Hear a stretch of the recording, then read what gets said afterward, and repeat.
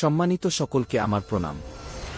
আজ আমি এমন এক বিষয়ে বলবো যা আমাদের সমাজ, আমাদের দেশ, এমনকি আমাদের হৃদয়কেও গভীরভাবে ছুঁয়ে যায়।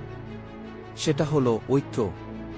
হ্যাঁ, হিন্দু, মুসলিম, বৌদ্ধ, খ্রিস্টান নয়, আমরা সবাই আগে ভারতীয়। আজ আমরা ছোট ছোট বিষয় নিয়ে নিজেদের মধ্যে লড়াই করি, ধর্ম নিয়ে, জাত নিয়ে, ভাষা নিয়ে।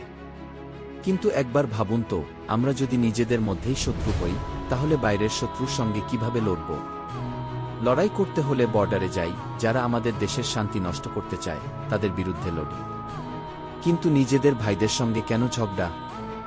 একসময় আমাদের মহান কবি কাজী নজরুল ইসলাম লিখেছিলেন, মোরা একই বৃন্তে দুটি কুসুম, হিন্দু মুসলমান, মুসলিম তার নয়নমণি, হিন্দু তাহার প্রাণ। মোরা এক ভাষাতে মাকে ডাকি, এক সুরে গাই গান।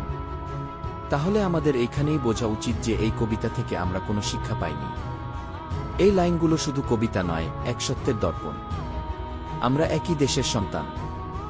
আমাদের ধর্ম আলাদা হতে পারে, কিন্তু দেশ, মা, মাটি একটাই। একজন ভারতীয় সেনা কখনো ভাবে না সে কার জন্য যুদ্ধ করছে। সে দেখে না কে হিন্দু, কে মুসলমান। তার একটাই পরিচয়, আমি ভারতের জন্য লড়ছি। আমরা কেউ যদি বিদেশে যাই, আমাদের পরিচয় কি হয়? কেউ জিজ্ঞাসা করে না তুমি হিন্দু না মুসলমান, সবাই জিজ্ঞাসা করে ওয়ে আর ইউ ফ্রম। আর আমরা গর্ব করে বলি am from India, I am an Indian. তাহলে কেন আমরা নিজের দেশেই নিজেদের মধ্যে বিভাজন করি? বন্ধুরা, আজ আমাদের আসল পরিচয় হোক গিয়ে আমি ভারতীয়। আমাদের মনের মধ্যে হোক না প্রেম, শ্রদ্ধা, সহানুভূতি। তাহলেই গড়ে উঠবে এক শক্তিশালী, সুন্দর, একতাবদ্ধ হিন্দুস্তান। সেই হিন্দুস্তান যেখানে একে অন্যের পাশে দাঁড়ানো হবে ধর্ম, সেই হিন্দুস্তান যেখানে ভালোবাসাই হবে শক্তি, সেই হিন্দুস্তান যেখানে বলবো তুমি আমি নয়, আমরা সবাই একসাথে ভারতীয়।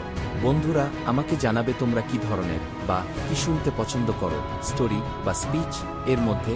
আর হ্যাঁ, ভিডিওগুলো সবার কাছে শেয়ার করতে ভুলো না কিন্তু।